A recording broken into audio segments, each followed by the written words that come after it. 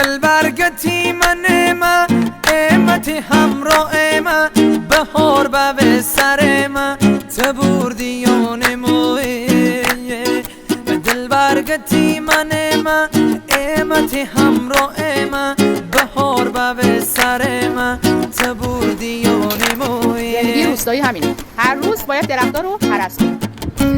البته همچین سخت نیست، تمام دست و بالمون زخمی میشه. تازه وقتی درخت انار رو هرس کردن تمام دستام پر از تیک شده. نتیجه 2 ساعت کار از صبح جمعه.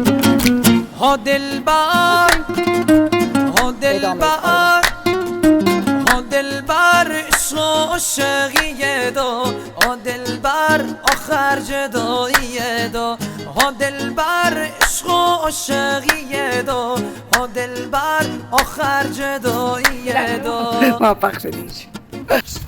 خب دوستان، بالاخره بعد از چند ساعت کار درخت فرمال میشه. خوشحالی انجام کار خیلی برای اولین بار اره بدست. البته انگشتم کاغذ برای اولین بار چه خوبی بود به نظر خودم. من که راضیم. حالا اونایی که متخصصن میتونن ایرادای کارامو ببینن بهم بگن. منتظر نقدا و پیشنهادهای زیباتون هم هستیم. نتیجه کارو ببینیم. کلی فرمالو برداشت محصول. بله. البته اینا هم هست. بازم عاشقی کم یاد جوانی کم بازم عاشقی کم یاد جوانی کم. احسان جان حتی زندونی هم بخون. زندونی رو بخونم؟ بریم.